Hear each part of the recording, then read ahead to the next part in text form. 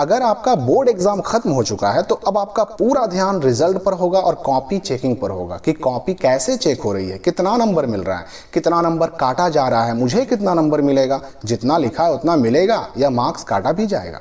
तो board copy checking के बारे में टीचर क्या कह रहे हैं, कितना नंबर देने का ऑर्डर है, किन बच्चों को पास करना है, किन बच्चों को फेल करना है।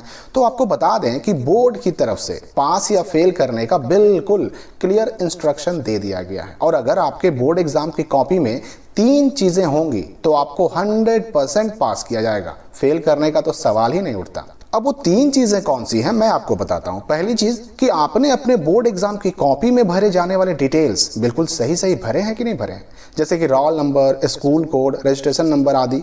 अब देखिए अलग अलग बोर्ड में ये डिटेल्स अलग अलग भरने होते हैं, लेकिन चाहे आपका बोर्ड कोई भी हो, अगर आपने अपने बोर्ड एग्जाम की कॉपी में सारे डिटेल्स सही भरे हैं तो समझिए आपने पहला स्टेप पार कर लिया। क्योंकि बोर्ड एग्जाम की कॉपी चेकिंग में सबसे पहला इंपॉर्टेंट चीज यही होता है। अब चलते हैं दूसरे पॉइंट की तरफ जो बोर्ड एग्जाम की कॉपी चेकिंग में देखी जाती है। तो अगर आपने अपने बोर्ड एग्जाम की कॉपी में सारे क्वेश्चंस अटेम्प्ट किए हैं तो आपका पास होना पक्का। अब यहां पर यह कोई जरूरी नहीं कि आपका हर आंसर सही ही हो, क्योंकि बोर्ड एग्जाम में कुछ क्वेश्चन ऐसे जरूर होते हैं जिनका आंसर आपको याद नहीं होता, पर फिर भी जैसे तैसे बना कर मिला जुला कर अगर आपने आंसर लिख दिया है तो नंबर जरूर मिलेगा। भले ही उस क्वेश्चन का फुल मार्क्स ना मिले पर कुछ तो मिलेगा ही मिलेगा। जैसे 5 नंबर क्वेश्चन में 3 नंबर मिल जाए या 3 नंबर क्वेश्चन में 2 नंबर मिल जाए, पर मिलेगा जरूर। अब हो सकता है कि आप सोचें कि भाई अपने से बना कर लिखने पर नंबर कैसे मिल जाएगा। तो मेरे दोस्त आप याद कीजिए कि आपको बोर्ड एग्जाम में जो क्वेश्चन पेपर मिलता है, हर क्वेश्चन पेपर में सबसे पहले और सबसे ऊपर लिखा होता है कि परीक्षार्थी यथासंभव अपने ही शब्दों में उत्तर दें।